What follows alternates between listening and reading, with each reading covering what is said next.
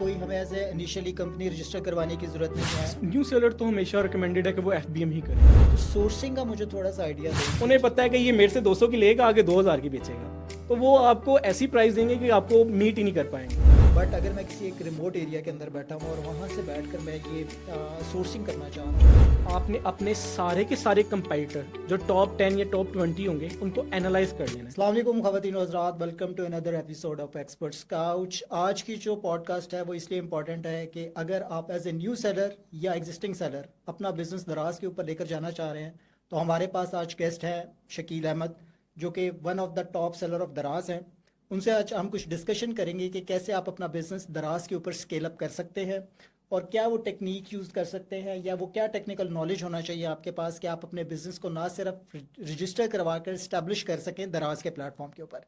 जी शकील, कैसे हैं आप? अल्हम्दुलिल्लाह, आपने कैसे हैं आप? अल्हम्दुलिल्लाह जी, बिल्कुल ठीक ठाक। सो शकील, मुझे थोड़ा सा ये बताएं कि बिफोर हम आपका इंट्रोडक्शन ज़ाहिर है आपका प्रीवियसली सबको पता है कि किस तरह आपने अपना जर्नी स्टार्ट किया। So I would directly jump on to the question कि आपको पता है कि there are multiple market places already in the market, ठीक है? So why did you choose Daraz for selling your products? Daraz इस वक्त लार्जेस्ट मार्केट प्लेस है। इस वक्त सबसे ज़्यादा सेलर, सबसे ज़्यादा कस्टमर और ओवरऑल ऑडियंस की वाइज देखा जाए, ट्रैफिक वाइज देखा जाए, तो इस वक्त दराज वन ऑफ टॉप प्लेटफॉर्म इन पाकिस्तान।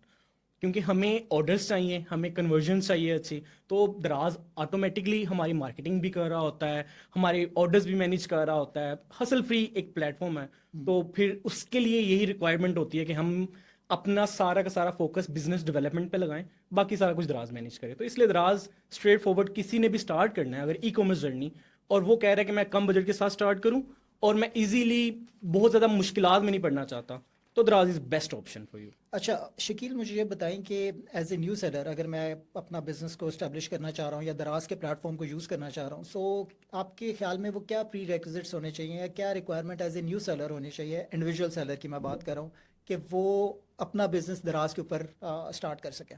दराज पे अकाउंट ओपन करना बहुत आसान है। जस्ट उसके लिए आपको जस्ट आईडी कार्ड चाहिए, बैंक अकाउंट चाहिए। बैंक अकाउंट नहीं है तो इजी पैसा, जैस कैश भी चल जाएगा। आपको एड्रेस चाहिए और शॉप का नेम जिस नाम से आप चलाना चाह रहे हैं। बाकी ईमेल और फ़ोन नंबर आप अपना पर्सनल भी यूज़ कर सकते हैं। ये वो डिटेल्स हैं जो हर पाकिस्तानी के पास अवेलेबल हैं, और वो इजीली ये सारी डिटेल फिल करके अपना सेलर सेंटर अकाउंट ओपन कर सकता है। इसके बाद आता है कि बेचना क्या है मैंने। वो बेचने के लिए लाहौर वाले, कराची वालों के लिए तो होलसेल मार्केट अवेलेबल है। जाएं स्ट्रेट फॉरवर्ड वहां पे, जो भी होलसेल में सामान मिल रहा है और जो ऑलरेडी दराज पे बिक रहा है वो सोर्स करें और लिस्ट करना स्टार्ट करें। दराज मार्केट करना स्टार्ट कर देगा उस प्रोडक्ट की और आपको ऑर्डर आना स्टार्ट हो जाएंगे। बस इसमें थोड़ी सी देर लगती है ऑर्डर, फर्स्ट ऑर्डर गिरने में या सेकंड ऑर्डर गिरने में।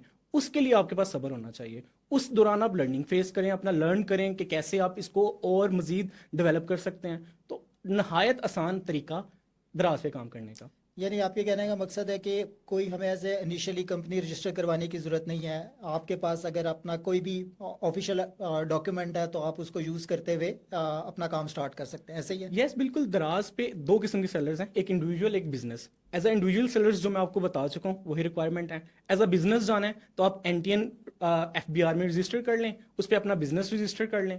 सेम टाइप पे वही आप उसी एनटीएन के ऊपर अपना बिजनेस अकाउंट ओपन कर सकते हैं किसी भी बैंक में, और वो डिटेल्स आप दराज को प्रोवाइड करने के बाद आप एज अ बिजनेस अपना अकाउंट ओपन कर सकते हैं। इससे बाद में आगे डिटेल चली जाती है जो कि आप एज अ ब्रांड इस्टेब्लिश करते हैं, और उसके लिए आप रिक्वायरमेंट्स में सबसे ज़्यादा जो रिक्वायर्ड चीज़ होती है वो है आपका ट्रेडमार्क। आपने देखा होगा रिक्शे के पीछे बैनर पे कोई भी फ्लेक्स लगी है तो वो ब्रांड के ऊपर टीएम लिखा होता है, वो बेसिकली ट्रेडमार्क को रिप्रेजेंट कर रहा होता है। ट्रेडमार्क वो उस पर्सन का इंटेलेक्चुअल प्रॉपर्टी है, उस पर्सन की, वो नेम, वो लोगो, तो वो ब्रांड के लिए बहुत ज़्यादा ज़रूरी है। आप एज अ ब्रांड दराज पे जाएंगे तो ये ट्रेडमार्क की जो रिक्वायरमेंट है वो सबसे ज़्यादा ज़रूरी है। उसके बाद आपको प्राइवेट लेबलिंग करवानी है। यानी आप अगर किसी नाम से, अपने नाम से बेच रहे हैं कोई ब्रांड की प्रोडक्ट, तो उसका लोगो, उसके ऊपर वो नाम विजिबल हो ताकि आपकी ब्रांडिंग प्रॉपर हो। लाइक पेप्सी की, कोक की आप ब्रांडिंग देखते हैं, आपको बोतल देखते पता चल जाता है ये कोक की बोतल है। आपको फंटा की बोतल देखते पता चल जाता है ये फंटा की बोतल है। इट्स मीन वो प्रोडक्ट डेवलप हुई हुई है, तो आपको प्रोडक्ट डेवलपमेंट पे थोड़ा सा काम करना पड़ता है। सही।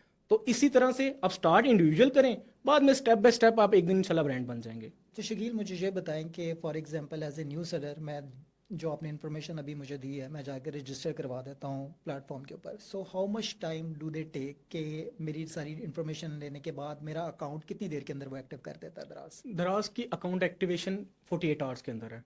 लेकिन उसके लिए एक मेजर रिक्वायरमेंट जो कि बहुत ज़्यादा लोग मिस कर जाते हैं कि आपने एटलीस्ट एक प्रोडक्ट अपलोड की हो दराज के ऊपर। वो बहुत ज़्यादा लोग मिस करने की वजह से उनके अकाउंट एक्टिवेट नहीं हो रहे होते। इससे पहले एक रिक्वायरमेंट और थी जो कि अभी ख़त्म की कर दी गई है, वो थी पैकेजिंग मटेरियल ऑर्डर करने की। ये दो ऐसी रिक्वायरमेंट थी जो बहुत ज़्यादा न्यूबीज़ को नहीं पता होती थी, जिसकी वजह से उनका अकाउंट नहीं ओपन हो पा रहा होता। ओके।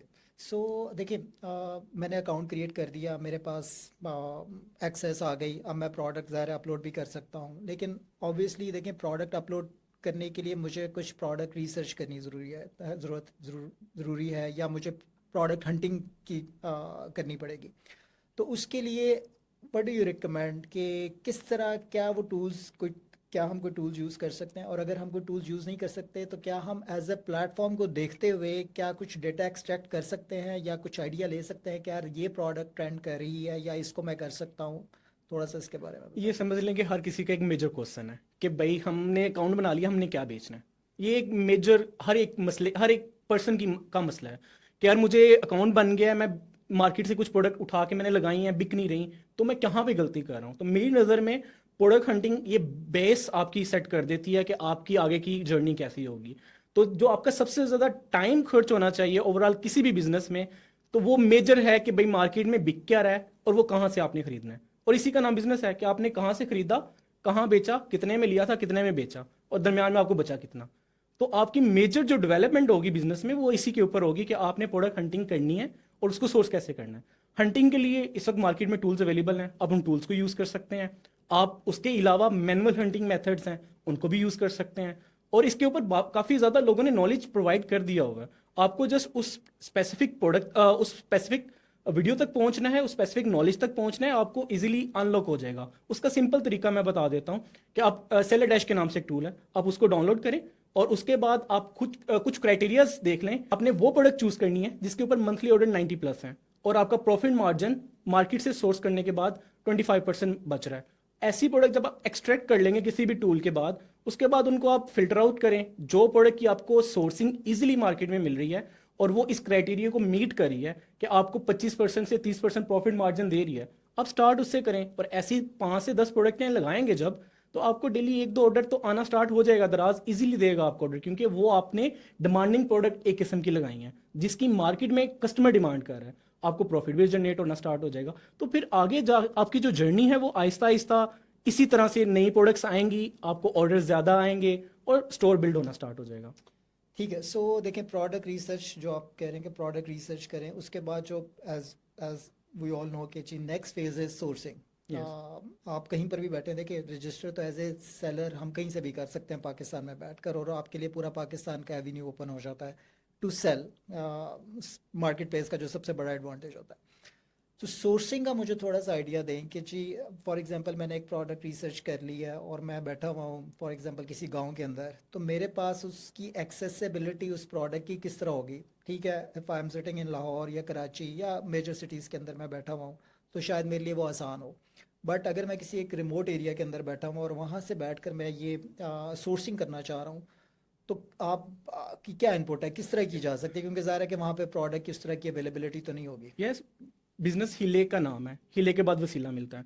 जिस तरह पाकिस्तान में लाहौर की मार्केट के एग्जांपल ले लें, तो लाहौर जुम्मे को ओपन होता है, बाकी गिरदोनवा के जितने भी सिटीज़ हैं ना वो ऑफ होते हैं, जुम्मे की छुट्टी होती है। बाकी शहरों से सारे ताजर लाहौर के दिन जुम्मे के दिन लाहौर से परचेजिंग करने आते हैं। तो आपको ये मार्केट ट्रेंड को भी समझना है, आपको ये करना पड़ेगा, मार्केट में आपको जाना पड़ेगा। अगर आप कहें कि मैं ऑनलाइन बेच रहा हूँ, मैं ऑनलाइन कहीं से सोर्स कर लूंगा, तो आपको वो प्राइस नहीं मिलेगी जिसमें बचत हो, प्रॉफिट हो। और असल जो प्रॉफिट है वो सोर्सिंग में छुपा हुआ है। कीमत खरीद जो है ना वो असल आपको प्रॉफिट देती है। तो प्रोडक्ट रिसर्च करने के बाद बहुत ज़्यादा लोग इसलिए फेल हो जाते हैं कि वो सोर्सिंग प्राइस मीट नहीं कर पा रहे होते। और ये बिजनेस की रीढ़ की हड्डी कहते हैं इसको हम। तो आपको उसके लिए निकलना पड़ेगा, अपनी नियरेस्ट होलसेल मार्केट्स को विजिट करना पड़ेगा। देन आपको उस प्रोडक्ट के इंपोर्टर तक पहुंचना पड़ेगा, क्योंकि दरमियान में लेयर्स है ना, wholesaler, distributor, importer, then China. अगर तो आप चाइना मार्केट सोर्सिंग सीख लेते हैं, देन इजी टू गो, आप कुछ भी मंगवा के बेचना स्टार्ट कर देंगे। अगर आप चाह रहे हैं कि मैं लोकली करूं और मेरी कम इन्वेस्टमेंट हो, देन आपको ये लेयर्स को कट करना पड़ेगा, देन आपको प्रॉफिट बचेगा, आपको मार्केट से ही जाके इंपोर्टर मिलेगा। अगर हम शालम की भी बात करें, किसी भी एक प्रोडक्ट का मैक्सिमम 3 से 4 इंपोर्टर होंगे, बाकी सारे होलसेलर्स हैं। वो भी उन इंपोर्टर से माल खरीदते हैं, देन होलसेल में बेचते हैं। तो आपकी कोशिश ये होनी है कि मुझे इस प्रोडक्ट का इंपोर्टर चाहिए, देन इंपोर्टर प्राइस आपको मिलेगी, देन आपको प्रॉफिट मार्जिन भी मिलेंगे, और देन ही आपकी जो एक कहते हैं ना कि आपको बंडल ऑफ रुपीस एक पैसा आएगा, पैसा बनता हुआ नजर आएगा, वो इसी तरह से नजर आएगा। चलें ठीक है। सो सोर्सिंग एक आप यू सेड के it's very important no because doubt. Obviously जितनी हमारी हम सिक्योर सोर्सिंग कर सकेंगे या जितना हम उसके अंदर से लेयर्स को रिमूव कर सकेंगे ऑब्वियसली उतने ज़्यादा चांसेस हैं। No doubt. मुझे ये बताएं कि फॉर एग्जांपल मैंने एक प्रोडक्ट शॉर्टलिस्ट की, मैंने उसका सोर्सिंग भी ढूंढ लिया and I reach to importer as well. अगर मैं खुद नहीं इम्पोर्ट कर रहा तो मैं इम्पोर्टर तक पहुंच गया हूँ, या इवन कि I got the good price from even from the distributor या होलसेलर। तो उसकी मिनिमम यूनिट्स या इन्वेंटरी कितनी आप समझते हैं कि हमारे पास होनी चाहिए एज ए बैकअप? दो के वो कुछ ट्रेंड आपके ऑब्वियसली करंट सेल से आप निकाल रहे होंगे, बट एवेंचुअली कुछ ना कुछ आपके पास कुछ ऐसे स्टार्ट्स अवेलेबल होते हैं या कुछ डेटा हम कुछ डेटा से हम कुछ ड्राइव कर सकते हैं कि यार इतने हमारे पास यूनिट्स हमने करना है, क्योंकि इसके अंदर इन्वेस्टमेंट रिक्वायर्ड होती है। यस बिल्कुल। अब आ जाता है कि मेरी पॉकेट क्या इजाज़त देती है मुझे कि मैं कितने से बिजनेस स्टार्ट करने वाला हूँ। अब मुझे एक प्रोडक्ट मिल गई है जिसकी मंथली यूनिट सोल्ड 900 प्लस है, डेली के एक अच्छा खासा ऑर्डर 30 प्लस ऑर्डर उस प्रोडक्ट को आ रहे हैं। अब मेरी जो पॉकेट है वो तो 50,000 वाली है, मैं तो हो सकता है उसकी सोर्सिंग ही ना मीट कर पाऊँ। तो मुझे क्या करना है, शुरू में सिर्फ 12 से 24 पीस, क्योंकि इंपोर्टर जो है वो पहले तो आपको उस इंपोर्टर तक पहुंच गए तो फिर आपको 12-14 पीस नहीं मिलेंगे, फिर आपको मिलेंगे 100 पीस, 200 पीस, 300 पीस। तो आपने कोशिश करनी है उसके साथ नेगोशिएट करने की। और यहाँ पे एक बहुत इंपॉर्टेंट पॉइंट है कि आपने इंपोर्टर को कभी भी नहीं बताना कि आप ऑनलाइन सेल करते हैं। आपने कोशिश करनी है उसे यही शो करना कि भाई मेरे एरिया में मेरी दुकान है, मैं रिटेलर हूँ या मैं होलसेलर हूँ, या मैं होलसेल करता हूँ थ्रू जाके दुकान बाय दुकान जाके मैं उनको बेचता हूँ सामान।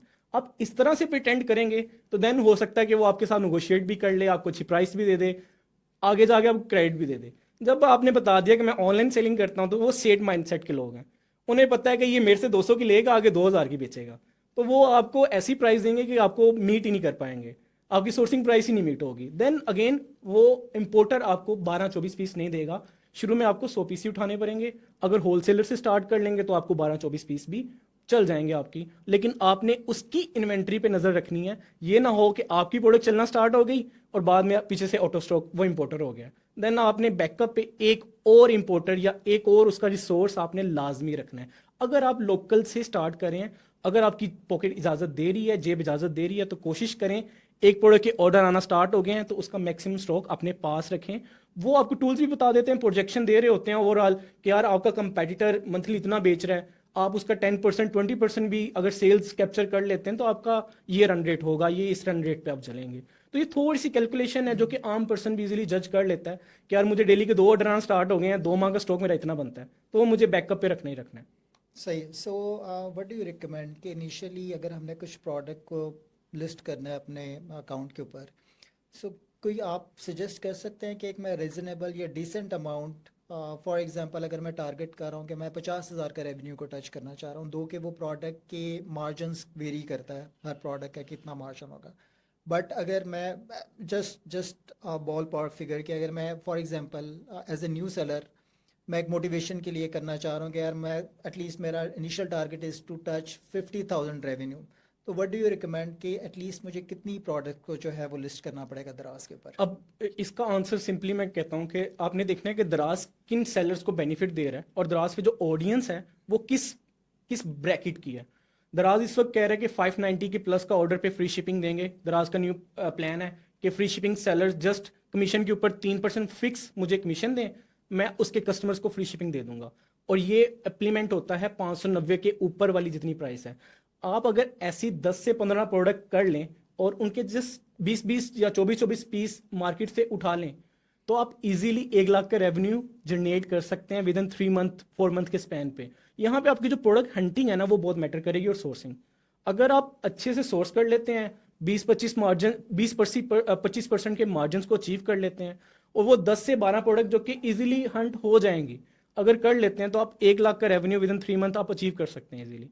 हम्म, चले ठीक है। सो अब मुझे ये बताएं कि सिंस न्यू सेलर्स जैसे रजिस्टर भी हो रहे होते हैं, इसके अलावा प्रीवियसली मैंने देखा है कि कुछ अरसे के अंदर दराज जो है वो डायरेक्टली इंपोर्टर्स को भी प्लेटफॉर्म के ऊपर लेकर आ रहा है।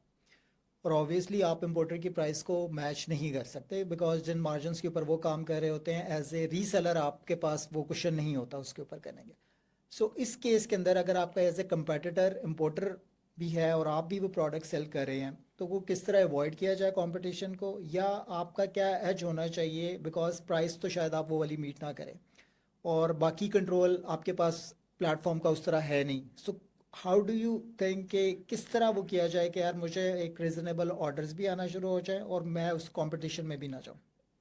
ये बहुत इंपॉर्टेंट क्वेश्चन है। बेसिकली यहाँ पे बहुत ज़्यादा लोग यही फेस कर रहे हैं कि यार मेरी प्राइस वॉर स्टार्ट हो गई है मेरी प्रोडक्ट के ऊपर, अब मेरा क्या सोल्यूशन है। तब हम रिकमेंड करते हैं प्रोडक्ट डेवलपमेंट, कि आपको पता चल गया कि यार ये प्रोडक्ट बिकना स्टार्ट हो गई है, इंपोर्टर आ गया है, आप उस प्रोडक्ट्स के स्टैट्स आपके पास हैं, बिक रही है प्रोडक्ट, आप कोशिश करें उसमें कोई डेवलपमेंट कर दें, कोई फ्री गिफ्ट लगा दें, उसका डिज़ाइन चेंज कर दें। डिज़ाइन इंपोर्टर एक ब्लैक कलर का बेच रहा है, रेड कलर का बेच रहा है, आप कोशिश करें डिफरेंट डिज़ाइन में सेम कलर लें। आप डिज़ाइनिंग चेंज कर सकते हैं, थोड़ी सी डेवलपमेंट दे सकते हैं, उसके नेगेटिव रिव्यूज़ को देख के अपने प्रोडक्ट के अंदर वो पॉजिटिव पॉइंट्स ऐड कर सकते हैं। यहाँ पे ये चीज़ जो है वो आपको डिफ्रेंशिएट करेगी। और अगर आप इस चीज़ में कामयाब हो जाते हैं, चाहे आपका प्राइस पॉइंट हाई हो, आपको ऑर्डर आएगा। ओके, सो प्रोडक्ट डेवलपमेंट का कंट्रोल क्या एज ए न्यू सेलर मेरे पास कितनी फ्लेक्सिबिलिटी होती है उसको करने में? बिकॉज देखिए आपको पता है कि Pakistan is a trade economy. हम मोस्टली 80-90% चीज़ें इंपोर्ट करते हैं and then we resell those products. तो क्या एज ए न्यू सेलर हमारे पास वो क्वेश्चन होता है या हमारे पास वो कैपेसिटी होती है कि हम उसके अंदर न्यू डेवलपमेंट कर सकें, या क्या चैलेंजेस हो सकते हैं? न्यू सेलर के लिए तो मुश्किल है। न्यू सेलर को कोशिश करनी है कि लोकल मैन्युफैक्चरिंग प्रोडक्ट्स उठानी है और उनको बेचने की स्टार्ट करना है, कोशिश करनी है। क्यों? कि उनका स्टॉक भी ख़त्म नहीं होगा और वहाँ पे ये है कि इजीली आप सर्वाइव भी कर जाएंगे, आपको रन टाइम पे भी आपको स्टॉक मिल जाएगा। न्यू सेलर्स तो ये डेवलपमेंट फेज पे जा ही नहीं सकता। ये है जो स्टेब्लिश सेलर्स हैं और उनकी प्रोडक्ट के ऊपर आप इंपोर्टर आ गए तो ये तो उनके लिए था। न्यू सेलर्स को यही करना है, जस्ट फॉलो द ट्रेंड, कि जो ट्रेंड पे प्रोडक्ट बिक रही है कॉपी मारें। अगर उसको 900 ऑर्डर आ रहा है तो आपकी जो कोशिश है वो 30 से 50 की है।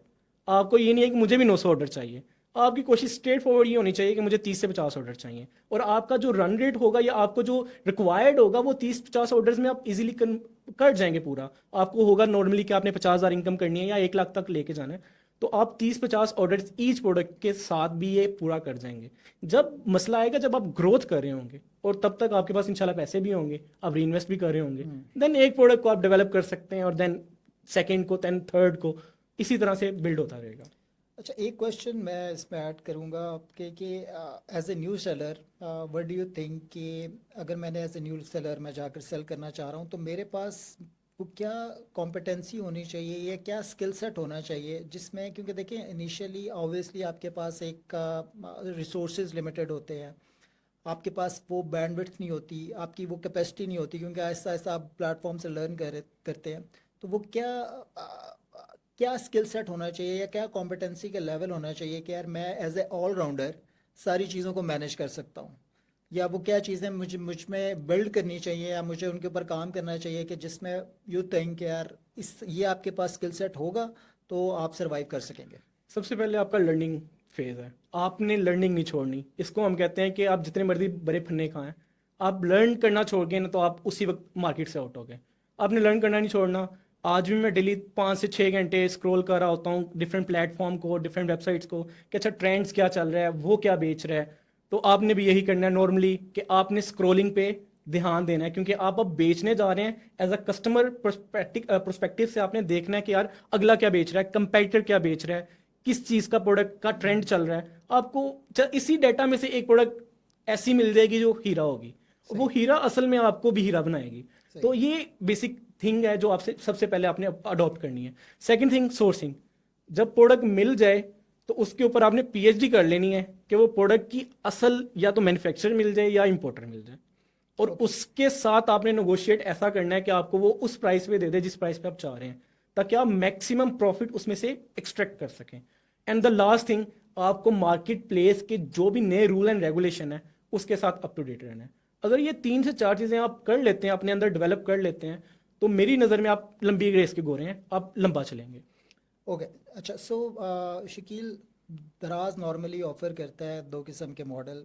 Correct me if I am wrong, कि एक होता है कि एफबीएम, आप फुलफिलमेंट बाय मर्चेंट, के जो मैं एज ए इंडिविजुअली जो मैं मेरे पास स्टॉक पड़ा हुआ है, घर में पड़ा हुआ है या ऑफिस में पड़ा हुआ है, मेरे पास ऑर्डर आता है, मैं उसको पिक पैक करके और शिप कर देता हूँ या दराज की ऐप पर जाकर मैं उसको डिलीवर कर देता हूँ एंड देन वो आगे से प्रोसेस स्टार्ट हो जाता है।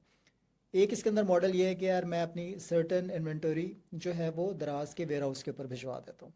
एक तो मुझे थोड़ा डिफरेंस बता दें दोनों का, और क्या एलिजिबिलिटी होती है कि अगर मैंने एफबीडी के ऊपर जाना है तो वो क्या रिक्वायरमेंट्स को मीट करना पड़ता है, या दराज की क्या एक्सपेक्टेशंस होती हैं, ताकि मैं एज ए सेलर जो है उसके ऊपर रजिस्टर करवा सकूं और अपनी इन्वेंटरी वहाँ पर भिजवा सकूं। न्यू सेलर तो हमेशा रिकमेंडेड है कि वो एफबीएम ही करे, क्योंकि ना तो उसके पास इतने इन्वेस्टमेंट है कि वो बाउंड करेगा एफबीडी में अपना स्टॉक और उसको रोटेट करेगा। न्यू सेलर एफबीएम पे जाएगा, वो खुद अपना सामान ऑर्डर पैक करेगा और दराज आप तक पहुंचा के आएगा, क्योंकि उसके पास लिमिटेड, पहले ही इन्वेंट्री लिमिटेड है। ये एफबीडी की जो अपॉर्चुनिटी है, पहले तो डिफरेंशिएट आप कर दें उस दोनों को, कि एफबीएम फुलफिल बाय मर्चेंट, दराज के जो सेलर ने खुद ऑर्डर पैक करना है और दराज की हब तक पहुंचाना है, आगे का काम दराज का कस्टमर तक पहुंचाना। Same as it is FBD में क्या होता है कि दराज जो पिक पैक शिप है वो भी खुद कर रहा होता है, उसकी रिस्पॉन्सिबिलिटी भी उसकी होती है, रिटर्न मैनेज करने की रिस्पॉन्सिबिलिटी भी उसकी ही होती है। तो ये उन सेलर्स के लिए है जिनको पता है कि यार मंथली मेरी ये स्टॉक 300 यूनिट बिकता ही बिकता है, अब ये रिपीटली 300 यूनिट बिक रहा है, तो मुझे कोशिश करनी है कि इसकी हसल को मैंने कन्वर्ट कर दिया एफबीडी की तरफ, कि मैंने ये वाला सामान 300 पीस के हिसाब से 2 माह का करके 600 पीस मैंने दराज को दे दिया, कि ये 600 पीस की जो हसल मैं कर रहा था 2 घंटे डेली के मुझे लग रहे थे, ये मेरे से खत्म हो गई। अब दराज क्या ऑफर कर रहा होता है, दराज इसमें फास्ट डिलीवरी ऑफर कर रहा होता है, एक एफबीडी का दराज वेरीफाइड का टैग है वो आपकी प्रोडक्ट के ऊपर लग जाता है, उससे आपको एक्स्ट्रा विजिबिलिटी मिलती है। Extra visibility mean extra customer, और कस्टमर पाकिस्तान में ई कॉमर्स का ये है कि अगर आपने उसको 2 दिन के अंदर अंदर ऑर्डर डिलीवर ना किया तो वही भूल जाएगा कि मैंने क्या ऑर्डर किया था। तो दराज एक्सप्रेस डिलीवरी भी मिल जाती है, उसको एक्सप्रेस डिलीवरी का टैग मिल जाता है एफबीडी के ऊपर। तो अगर आप न्यू सेलर हैं और आपकी कोई प्रोडक्ट नॉर्मली 50 यूनिट भी बिकना स्टार्ट हो गई है, तो आप कोशिश करें कि अगले 2 माह का 100 पीस का स्टॉक एफबीडी कर दें, और उसके वो जो आप मेहनत कर रहे थे उसके ऊपर नई प्रोडक्ट पे मेहनत करना स्टार्ट कर दें। तो इस तरह ये है कि आपका बिजनेस रोल आउट अब भी जा रहा होगा, आपकी हसल भी कम हो रही होगी और आप इजीली ग्रोथ कर रहे होंगे। ओके सो अच्छा, सो इसके अलावा एक चीज़ है डी मॉल की या दराज मॉल की। बहुत से ब्रांड्स हैं जो कि ऐसे रजिस्टर करते हैं, डी मॉल के ऊपर जाते हैं, ऑब्वियसली उससे एक विजिबिलिटी ओवरऑल प्लेटफॉर्म की बन जाती है, थोड़ा सा प्लेटफॉर्म को भी कॉन्फिडेंस होता है कि यार ये एक लेजिट ब्रांड है, या ये वेरीफाइड ब्रांड है, या ये इसके अंदर प्रोडक्ट के अंदर इश्यूज नहीं होंगे। सो वो उसके लिए क्या प्रोसेस होता है कि एज ए फॉर एग्जांपल मैंने 1 साल दराज के ऊपर एफबीएम या एफबीडी के थ्रू बेच दिया है, अब मैं चाह रहा हूँ कि एज ए डी मॉल अपना रजिस्टर करवाऊँ और उसके थ्रू सेल करूँ। एक तो मुझे उसकी रिक्वायरमेंट्स बता दें जैसे आपने अभी एफबीडी की बताई हैं, and how much that process takes time, कि यार मुझे उसको फुलफ़िल करने के लिए क्या मेरी रिक्वायरमेंट्स होंगी, क्या कॉस्ट इन्वॉल्व होगी इसके लिए, और कितने प्रोसेस के अंदर मैं ये प्रोसेस को कंप्लीट करके एज ए डी मॉल के ऊपर जा सकता हूँ। जब से लोकल शॉपिफाई या लोकल ई कॉमर्स का आजकल बात हो रही है ना, तो ये हॉट टॉपिक है कि मुझे ब्रांड बनना है। तो ये बेसिकली दराज ऑफर करता है प्राइवेट लेबल ब्रांड्स को, कि अगर आपकी ऑफलाइन यानी मार्केट प्लेस से हटके आपकी ऑडियंस है, आपकी ब्रांडिंग है, तो आप एज अ डीमोल सेलर हमारे पास आ जाएंगे और आप एक आम इंडिविजुअल मार्केट प्लेस सेलर से डिफ्रेंशिएट हो जाएंगे, कि आपको एक रुतबा ऑफिशियल मिल जाएगा, प्रीमियम मिल जाएगा, और आपका कस्टमर भी उस चीज़ को कर रहा होता है फॉलो, कि अगर ये डीमोल सेलर है तो मुझे बगैर टेंशन के ऑर्डर प्लेस कर देना चाहिए। तो उसके लिए अब रिक्वायरमेंट्स की आ जाते हैं कि रिक्वायरमेंट्स क्या क्या है। इसके बेनिफिट्स तो बहुत ज़्यादा हैं, एक्स्ट्रा विजिबिलिटी मिल जाती है, एक्स्ट्रा ऑर्डर मिल जाते हैं, दराज को भी कॉन्फिडेंट है और आपको भी कॉन्फिडेंस है, तो कस्टमर को भी है, और आपको जो लॉयल ऑडियंस है वो आपकी बिल्ड हो रही होती है विद इन दराज मार्केट प्लेस के अंदर भी, आपकी ब्रांड की वैल्यू भी बढ़ रही होती है। रिक्वायरमेंट्स में सबसे पहले रिक्वायरमेंट है आपका बिजनेस पाकिस्तान में रजिस्टर होना चाहिए, चाहे SECP से है चाहे FBR से है। देन आपका कंपनी अकाउंट है, बैंक अकाउंट, कंपनी अकाउंट होना चाहिए। And the most important thing is trademark, आपके पास उस ब्रांड का IPO होना चाहिए। इंटेलेक्चुअल प्रॉपर्टी ऑर्गेनाइजेशन एक पाकिस्तान का इदारा है जो आपको ट्रेडमार्क अप्लाई की फैसिलिटी देता है, कि आप अपने नाम को सिक्योर कर सकते हैं ताकि आपका नाम कोई और यूज ना कर सके, और उसके बाद आप अपने ब्रांड नेम के ऊपर TM का टैग भी लगा सकते हैं। नॉर्मली आपने देखा होगा अब ट्रेडमार्क की जो कॉस्ट है वो सर्विस प्रोवाइडर डिफरेंट चार्ज कर रहे होते हैं। आप खुद करना चाह रहे हैं तो लाहौर में रीजनल ऑफिस है, इस्लामाबाद में है, पेशावर में है, कोयटा में है, आप रीजनल ऑफिस विजिट करें, फ्रंट डेस्क पे लोग आपको गाइड करने के लिए बैठे हैं। नहीं, वहां पे भी नहीं जाना। ऑनलाइन आप यूट्यूब पे एक दो वीडियो देखें, मैंने जिस तरह से किया, आईपीओ की वेबसाइट विजिट की, अपनी क्लास देखी, कैटेगरी देखी कि मेरी कैटेगरी किस क्लास में फॉल करती है, 1500 रुपया दे के मैंने अपना ब्रांड की ऑफिशियल रजिस्टर कर लिया। उसके बाद प्रोसीजर है, आगे की फीसिस हैं, लेकिन वो जो लेटर इनिशियल आएगा दराज उसको एक्सेप्ट करता है कि यस। इसके बाद प्रोसीजर में तकरीबन 1 साल लग जाता है, किसी को पब्लिकेशन में, किसी को 6 माह लग जाते हैं। तो आप वो लेटर के बिहाफ पे आप दराज को डीमोल अप्लाई कर सकते हैं। इसके बाद जो अगली रिक्वायरमेंट है वो है ब्रांडेड पैकेजिंग, कि आपकी जो प्राइवेट लेवल पैकेजिंग होगी वो दराज रिक्वायर्ड करता है कि वो फोटोग्राफी में भी आपकी मेन प्रोडक्ट की फोटोग्राफी में भी नजर आए और कस्टमर को भी वही ब्रांड की प्रोडक्ट जाए। एंड वन मोर, कि आपका जो स्टोर है वो वेल डेकोर होना चाहिए, लाइक एक ब्रांड लगना चाहिए, ये ना हो एक लोकल शॉप है। तो ये वो चीज़ें जो आपको मार्केट प्लेस सेलर से डिफरेंट भी कर रही होती हैं। अगर ये रिक्वायरमेंट्स आप पूरी करते हैं तो दराज आपको टैग दे देता है, विद इन 48 आवर्स भी दे देता है अगर रिक्वायरमेंट पूरी है। अगर नहीं पूरी तो वो बता देते हैं कि ये चीज़ आपकी कम है, इस चीज़ को कर लें आप पूरा, देन आप ऑन बोर्ड हो जाएंगे। ओके, सो मुझे बताएं कि फॉर एग्जांपल मैंने ट्रेडमार्क करवा लिया। एक तो मुझे एक मेरा क्वेश्चन आपसे ये है कि उस अम्ब्रेला के अंदर मैं कितनी प्रोडक्ट्स को लॉन्च कर सकता हूँ under that trademark. And second question उसमें मेरा ये है कि जब आप इसको एज एज प्लेटफॉर्म के ऊपर जा रहे होते हैं और ट्रेडमार्क को अप्लाई कर रहे होते हैं, तो वो ओवरऑल आपकी जो प्लेटफॉर्म की विजिबिलिटी के ऊपर कितना इम्पैक्ट क्रिएट करता है वो।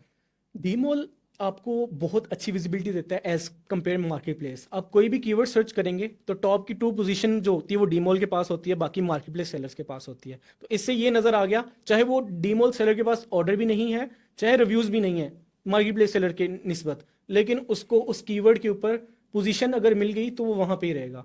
तो इट्स मीन आपको ज़्यादा मेहनत करने की ज़रूरत नहीं होती अपनी प्रोडक्ट को रैंक करने में, अपने प्रोडक्ट को बेचने में ज़्यादा मेहनत नहीं करनी पड़ती।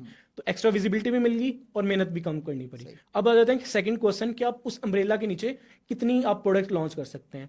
अगर आप उस क्लास में, जिस क्लास में आपने ट्रेडमार्क रजिस्टर किया होगा, उसी क्लास क्लास में आप मल्टीपल प्रोडक्ट करना चाह रहे हैं तो वो कोई लिमिट नहीं है। जैसे आप कैटेगरी चेंज करेंगे देन आपको हो सकता है कि उस कैटेगरी के लिए भी आपको वो ट्रेडमार्क लेना पड़े, देन आपको हो सकता है कि वो उस प्रोसेस से गुजरना पड़े, लेकिन दराज अभी तक वो लिमिटेशंस नहीं लगाई हुई, आप अनलिमिटेड प्रोडक्ट लगा सकते हैं। अच्छा शकील, मुझे एक बात बताएं कि फॉर एग्जांपल अगर मैं ट्रेडमार्क के साथ जाना चाह रहा हूँ, देखिए प्रोडक्ट डेवलपमेंट पाकिस्तान में तो ऐसे नहीं हो रही। मैं एग्जांपल उसकी तरह लेता हूँ कि आप टी शर्ट सेल कर रहे हैं या मैं टी शर्ट सेल कर रहा हूँ, तो मैं जहाँ से सोर्स कर रहा हूँ वहाँ से हो सकता है 2 4 5 6 लोग और भी कर रहे हैं।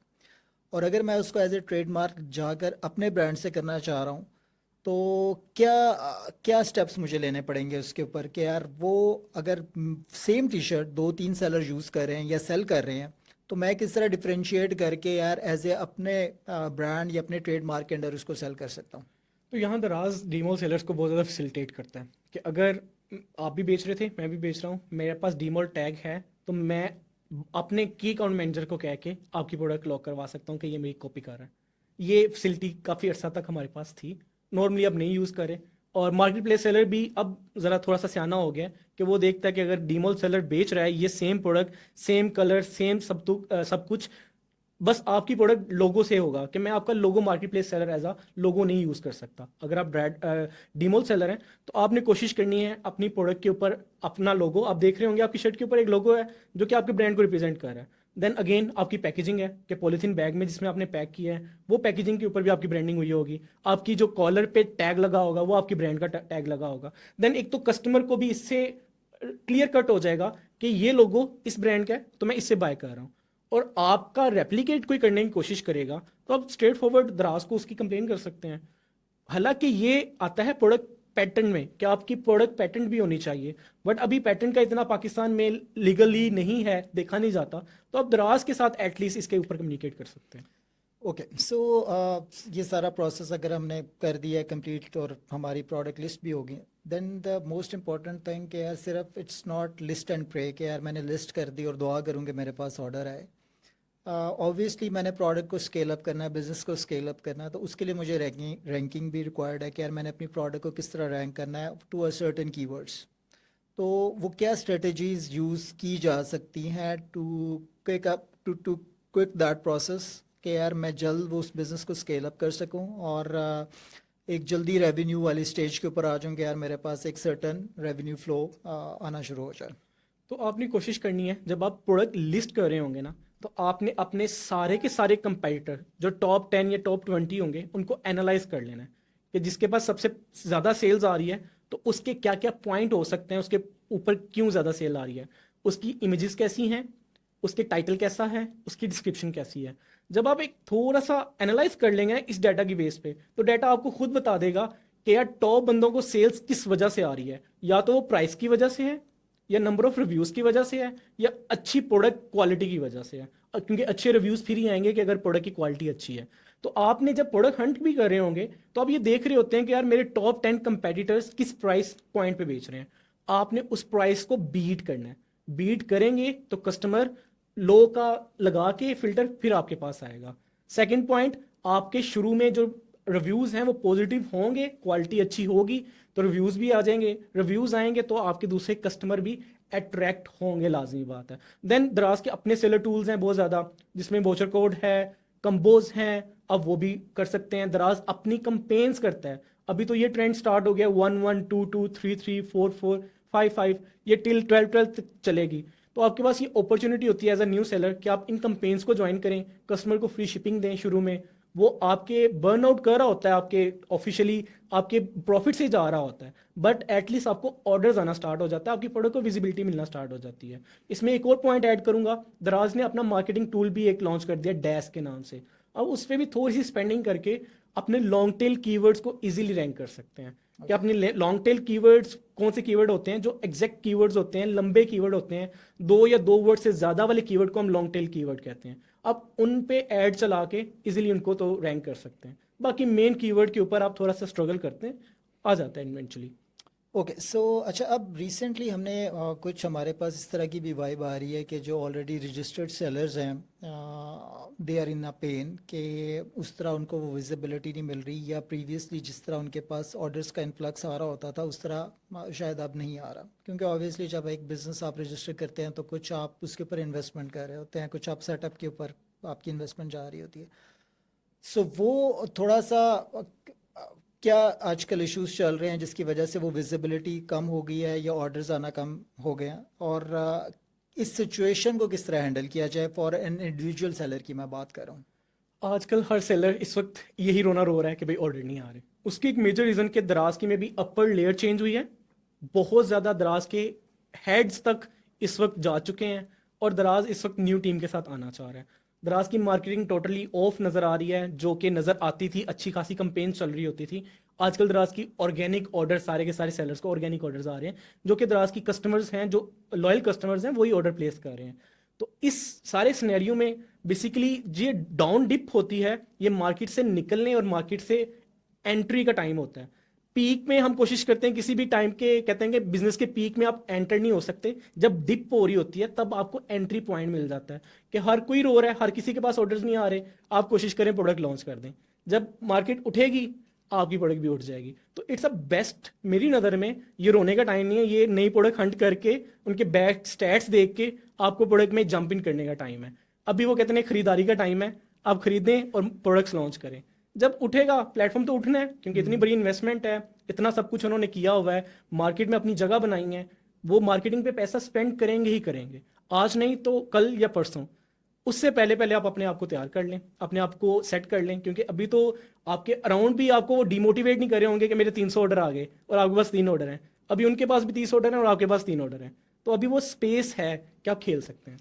तो देखिए दैट मीन्स कि अगर दराज उस पोटेंशियल को मिल्क नहीं कर रहा है या वो मार्केटिंग के ऊपर स्पेंड नहीं कर रहा है, इसका मतलब है कि एक बाइंग ऑलरेडी दे पावर ऑलरेडी है मार्केट के अंदर, बट इसका मतलब है वो डाइवर्ट हो रही है to other platforms as well. No doubt. So आपकी नज़र में वो इसके अलावा beside Daraz what are the other platforms which can be used और where you can sell yourself as a seller. इस वक्त आप लेजो पे बेच सकते हैं, आप मरकज़ पे बेच सकते हैं। ये वो प्लेटफॉर्म है जहाँ पे आप इंस्टेंट जाएं और शॉप ओपन करें और बेचना स्टार्ट कर दें। इसके अलावा क्या करना चाहिए आपको, मेरी नज़र में, जो कि मुझे बहुत देर बाद रियलाइज़ हुआ कि मैंने अपना प्लेटफॉर्म अपना स्टार्ट कर दिया प्राइवेट लेबल शॉपिफाई पे या वर्डप्रेस पे। आप वर्डप्रेस पे आप इजीली सस्ते में बना सकते हैं। शॉपिफाई में ये है कि आपको मंथली फीस बेयर करनी पड़ेगी। तो न्यूबी को मैं यही रिकमेंड करता हूँ कि आप 20-25 हज़ार पे किसी भी वर्डप्रेस डेवलपर से आप अपनी साइट लाजमी बना लें, क्योंकि जो आपकी ऑडियंस है, अगर आपने किसी को अच्छे से सर्व किया है, आपने कस्टमर को कस्टमर सपोर्ट अच्छी दी है, प्रोडक्ट अच्छी दी है, वो आपको आउटसाइड प्लेटफॉर्म भी ढूंढेगा। प्लेटफॉर्म रहे ना रहे, आप प्लेटफॉर्म पे रहे ना रहे, आपकी कस्टमर ऑडियंस बन जाएगी, बेस तैयार हो जाएगी। तो आपने कोशिश करनी है साथ साथ अपनी वेबसाइट को भी डेवलप करें, अपने सोशल मीडिया पेजेस को डेवलप करें, उनके ऊपर एंगेजमेंट लाने की कोशिश करें, और ये आपको इवेंचुअली आपके बिजनेस में बहुत ज़्यादा हेल्पफुल होगा आगे जाके जब आप ग्रोथ मूड पे जाएंगे। अच्छा शकील, मुझे बताएं कि अगर मैं 1 2 3 से आपसे पूछूं तो कोई ऐसा success formula to sell on Daraz या अदर मार्केट प्लेसेस, और क्योंकि हमारी ज़्यादा डिस्कशन अराउंड दराज है, तो वो क्या एलिमेंट्स होने चाहिए कि जिसके लिए आप ये समझते हैं कि यार ये अगर आप 2 3 पॉइंट कवर कर लेते हैं तो आपका रिस्क रिड्यूस हो जाता है और सक्सेस के चांसेस इंक्रीज हो जाते हैं। ट्रेंडिंग प्रोडक्ट, अच्छे प्रॉफिट मार्जिन्स और प्रोडक्ट लिस्टिंग के दौरान अच्छी रिसर्च आपको इजीली सक्सेसफुल कर सकती है और आपके रिस्क को बहुत ज़्यादा कम कर सकती है। आपकी प्रोडक्ट अगर नहीं बिक पा रही, हो सकता है, होता है हमारे साथ कि हमने 10 प्रोडक्ट लॉन्च की, 6 चलना स्टार्ट हो गई, 4 चलना स्टार्ट हो गई, 6 नहीं चल रही, तो आपके पास उसकी होलसेल मार्केट भी लाजमी डिटरमिन होनी चाहिए। उसके लिए क्या है कि आप होलसेल के दराज के या ऑफिशियली होलसेल के फेसबुक के ग्रुप्स ज्वाइन करें और अपना माल as soon as possible liquidate कर दें। नॉर्मली सेलर ये गलती कर रहे होते हैं, मैं खुद भी यही गलती कर रहा होता था। मेरे पास डेड स्टॉक पता नहीं कहाँ से आ गया था, मुझे खुद नहीं पता चला कितना डेड स्टॉक कहाँ से आ गया। आपने अपनी डेड स्टॉक की inventory as soon as possible sell करके वो पैसा रोटेशन में लेके आना है। वो रोटेशन में आएगा, नई प्रोडक्ट्स आप बाय करेंगे, तो आपका जो वो लॉस वाला एलिमेंट है ना, वो कम हो जाएगा। हो सकता है लिक्विडेशन में क्या हो, आपको 30% लॉस हो रहा है, लेकिन वो पैसा जब तक रोटेट में आएगा तो प्रॉफिटेबल बन जाएगा। अदरवाइज वो स्टक करके बैठ जाएंगे आप, 2 साल बाद वो 30% क्या, 30% आपको 70% लॉस पे भी नहीं बिकेगा। तो ये मेजर मैंने भी गलतियां की हैं और मेरे अराउंड भी लोग गलतियां कर रहे हैं स्टिल। अगर आपकी रिसर्च अच्छी है, सोर्सिंग अच्छी है, लिस्टिंग अच्छी है, फिर भी आप नाकाम हो गए हैं, तो कोशिश करें उस प्रोडक्ट को as soon as possible wholesale में किसी को बेच दें। अच्छा शकील, आपको पता है जैसे अमेज़ॉन एक मार्केट प्लेस है और उसके लिए सर्टन टूल्स होते हैं जिस पे हम प्रोडक्ट की वायबिलिटी को चेक कर रहे होते हैं, जैसे एक हीलियम है या वायरल लॉन्च है या जंगल स्काउट है, जो एक बड़ा एक्सटेंसिव डेटा हमें देता है ताकि हम प्रोडक्ट की एक वायबिलिटी को देख सकें, यार ये प्रोडक्ट क्या लॉन्च की जा सकती है या नहीं की जा सकती। सो क्या दराज के ऊपर हमारे पास कोई ऐसा टूल या ऑप्शन अवेलेबल है जिससे हम इनिशियली प्रोडक्ट को एवेलुएट कर सकें कि यार whether this product would be viable to launch और नॉट? थोड़ा सा ज़रा इसके ऊपर आप यस, दराज पे भी सर्टेन टूल्स हैं। उनमें एक टूल है seller dash. Seller dash basically क्या करता है, आपको वो बता देता है किसी भी प्रोडक्ट का लास्ट 7 डेज का डाटा, लास्ट 30 डेज का डाटा और ऑल टाइम जब से वो प्रोडक्ट लिस्ट हुई है वो डाटा। अब वो डाटा आपके पास आ जाता है तो आपको ट्रेंड पता चल जाता है कि ये प्रोडक्ट का ओवरऑल ट्रेंड क्या रहा है। कि अगर एक प्रोडक्ट 12 माह पहले लिस्ट हुई थी, अभी तक 10,000 यूनिट बेच चुकी है, तो आप डिवाइड करते हैं 12 के साथ, आपको पर मंथ यूनिट मिल जाते हैं। उसके बाद आपको लास्ट मंथ का डाटा भी मिल जाता है कि लास्ट मंथ इसने इतना बेचा था और लास्ट 7 डेज में इतना बेचा था और किस प्राइस पॉइंट पे वो बेच रहा है। उसके बाद आपके पास होता है कि यस, मुझे पता चल गए इसके ट्रेंड्स क्या हैं, सेल्स क्या है, सेल्स वॉल्यूम क्या है, इसके कंपेटिटर्स क्या बेच रहे हैं जो कि मेरे भी कंपेटिटर होंगे। तो उसके बाद मैं क्या करूंगा, सिंपली उसकी सोर्सिंग पे काम करना स्टार्ट करूंगा। अगर मुझे सोर्सिंग प्राइस लेट्स सपोज एक 900 वाली प्रोडक्ट की 600 मिली है, तो सेलर डैश पे आप क्या कर सकते हैं, अब कैलकुलेटर यूज करें, उसमें ऑटोमेटिक पहले से डाटा फीड है, किस कैटेगरी का क्या कमीशन है, कितना वैट लिया जाता है, अगर शिपिंग आपने फ्री में देनी है तो आपको क्या बचेगा, अगर कस्टमर से लेंगे फिर आपको क्या बचेगा। तो वो कैलकुलेशन आपके लिए बहुत इजी हो जाती है। इट्स मीन आप पहले से ही डिटरमिन कर लेते हैं कि मैं अगर इस प्राइस ब्रैकेट के दरमियान बेचूंगा तो मुझे कितने % प्रॉफिट मार्जिन होगा और इन रुपीस इन पीकेआर मेरी जेब में कितने पैसे आ रहे होंगे। तो ये जो टूल्स हैं वो बेसिकली आपको विजुलाइज कर देते हैं डाटा को, आपको ईजी टू रीड होता है कि आपने स्टार्ट कहाँ से लेना है और उस प्रोडक्ट को करना भी है या नहीं करना, उसमें कितनी डिमांड है, कितना कंपटीशन है। तो उसके बाद आपके लिए एज अ न्यू सेलर या आप ऑलरेडी सेल कर रहे हैं तो आपके लिए इजी टू डिटरमिन होता है कि आया मुझे इस प्रोडक्ट में जाना है या नहीं जाना, अगर जाऊंगा तो मुझे कितना प्रॉफिट बचेगा। ओके, सो दैट मीन्स कि वो जो टूल है वो डायरेक्टली डेटा एक्सेस कर रहा होता है दराज से, नॉर्मली। ठीक है। सो वो हम वहाँ से और फिर अपने वो उसके ऊपर से डेटा को आप वहाँ से डेटा को एक्सट्रैक्ट करें या यूज़ करें, वट एवर जिस तरह भी आप इसको करना चाह रहे हैं। इसका मतलब है कि क्या वो दराज के डेटा के साथ इंटीग्रेटेड है एप्लीकेशन, या उसकी ये मतलब। बेसिकली द्रास के फ्रंट एंड पे डाटा मौजूद होता है, ये उसको अच्छा। विजुलाइज करके बता रहे हैं ओके। कि आप एक एक टॉप 10 सेलर्स को आपका डाटा विजुलाइज करके आपको इजी वे में आपको बता रहे होते हैं कि ये 10 सेलर्स हैं, इसमें सबसे ज़्यादा सेल इसके पास आ रही है, सेकंड से नंबर पे इस पे सेल्स आ रही है, थर्ड पे इस पे सेल्स आ रही है, और इन सब की आपस में कंपटीशन ये इस तरह से है। तो वो आपके लिए कहते हैं डिसीजन मेकिंग डाटा आपको प्रोवाइड कर रहे होते हैं कि एज अ आम कस्टमर, एक as a seller, new seller, मुझे डाटा रीड करना नहीं आता, तो वो आपको रीडेबल फॉर्म में बेसिकली प्रोवाइड कर रहे होते हैं ताकि आपकी डिसीजन मेकिंग ईजी हो। ओके। अच्छा, जो इन्फॉर्मेशन आपने दी बड़ी कंक्लूसिव नॉलेज हमें मिला आज। आई नो कि दराज इज़ ऑलरेडी ऑफरिंग, एक दराज यूनिवर्सिटी है जहाँ पर जाकर बहुत सा डेटा आप मिल सकता है, इन्फॉर्मेशन मिल सकती है। बेसिकली वो हेल्प करता है एज ए न्यू सेलर कि आप उसको गो थ्रू करें या वीडियोस को देखें, तो वो आपको एक्चुअली कैपेबल कर देता है कि आप उसके ऊपर कर सकें। Beside that, do you think कि कोई ऐसा ट्यूटोरियल या ऑनलाइन ऐसी इंफॉर्मेशन अवेलेबल है जो कि न्यू सेलर अगर उसको गो थ्रू कर दे, दो कि यूट्यूब पे नॉर्मली थोड़ी स्कैटर्ड इंफॉर्मेशन होती है, बट यू थिंक कि देयर एनीथिंग जो कि free tool as a free knowledge अगर कहीं से मिल सके, तो वो यूज़ करके एज ए सेलर अगर हम वहाँ से काम स्टार्ट कर सकें। मैं कहता हूँ कि अगर आप किसी फील्ड में हैं तो उसके लोगों से मिलें, आपको नॉलेज असल वो देंगे। आपकी जो ओवरऑल ऑडियंस होगी, जो दोस्त होंगे, जो बैठक होगी, आपने उसके अराउंड ही रखनी है। असल नॉलेज आपको वही दे रहे होंगे। और कोशिश करेंगे अगर आपको कहीं से कोर्स भी ऑफर हो रहा है तो आप कोर्स ले लें, क्योंकि वो कुछ ना कुछ वैल्यू आपकी नॉलेज में ऐड कर रहे होंगे। अगर वो 5,000, 10,000, 15,000 भी ले रहे हैं तो नो प्रॉब्लम, कुछ नया सीखने को मिलेगा। लेकिन जो एक्चुअल ग्राउंड रियलिटीज मिलेंगी आपको, ग्राउंड पे जो असल काम हो रहा है, वो आपको लिंक बिल्ड करने पड़ेंगे। अगर आप हब पे ऑर्डर प्लेस करने, ड्रॉप करने जा रहे हैं, कोशिश करें दूसरे सेलर्स के साथ इंटरेक्ट करें, उनके साथ हेलो हाय करें, नंबर एक्सचेंज करें, उन्हें चाय कॉफ़ी पे बुलाएं, उनके साथ करें कि यार मुझे यहाँ मसला आ रहा है, तुम क्या कहते हो। इसी तरह दूसरे सेलर्स के साथ मिलें। तो जो सेलर्स आपको असल डाटा दे सकते हैं ना, वो कोई नहीं दे सकता। तो आपने अपनी कम्युनिटी बिल्ड करनी है, उसके बाद आप फील करेंगे कि आप जो प्रॉब्लम फेस करने वाले हैं या कर रहे हैं, दूसरों के पास उसके सोल्यूशन है। वो सोल्यूशन मिलना ही असल काम है, और इसी तरह से आप निकल जाएंगे आगे। So you mean your network is your net worth, ऐसे ही है। So before we conclude this discussion, last 2 messages. एक तो ये कि इस प्लेटफॉर्म के थ्रू अगर आप कोई दराज की मैनेजमेंट को कोई मैसेज देना चाहते हैं, एंड सेकेंडली कि एज ए न्यू सेलर या न्यू एंटरप्रेन्योर्स को अगर कोई मैसेज देना चाहते हैं जो कि अपना ई कॉमर्स का बिजनेस स्टार्ट करना चाहते हैं। न्यू पर्सन, न्यू सेलर्स के लिए तो ये है कि इस वक्त बेस्ट टाइम है पाकिस्तान की ई कॉमर्स इंडस्ट्री में ऐड होने का। 2025, 27 या 30 में आप जाके सोचेंगे ना कि यार मैंने ई कॉमर्स करनी है, तो वो अपॉर्चुनिटीज़ नहीं मिलेंगी जो आज के दौर में आपको मिल सकती है। क्योंकि अभी ई कॉमर्स पाकिस्तान में बूस्ट पंप हो रही है। पहले 3% लोग ई कॉमर्स के थ्रू बाइंग कर रहे थे, अब 6% है, और ये ईयरली आपकी ग्रोथ हो रही है। तो जब ग्रोथ हो रही होती है तब असल टाइम होता है मार्केट में एंटर होने का। तो ये बेस्ट टाइम है, आप इजीली एंटर भी हो सकते हैं, इतने ज़्यादा हर्डल्स नहीं है।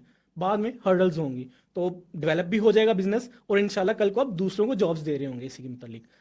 देन अगेन दराज की जो टीम है उसके लिए ये मैसेज है कि जो सेलर्स हैं उन्हें एटलीस्ट फैसिलिटेट करें किसी पॉइंट के ऊपर, मंथली कोई मीटअप्स रखा करें, ताकि आपकी जो कम्युनिकेशन गैप, जब सेलर्स और मार्केट प्लेस के दरमियान गैप आता है ना, हमेशा मसला तभी खड़ा होता है। अभी बहुत ज़्यादा लोग जो अगेंस्ट दराज बोल रहे हैं वो इस वजह से कि मैनेजमेंट का कोई बंदा आके उनकी रिस्पॉन्सिबिलिटी नहीं ले रहा, उन्हें आंसर नहीं कर रहा, हर कोई अपना ही अपना देख रहा है।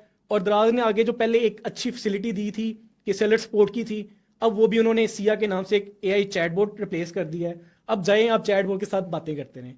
तो पहले ये था कि सेलर एटलीस्ट आगे कोई पर्सन था जो हमें रिस्पॉन्स कर रहा होता था, तो एक सेटिस्फाई होता था कि यार ठीक है, मसला उसने फॉरवर्ड कर दिया टीम को, हो ही जाएगा सॉल्व।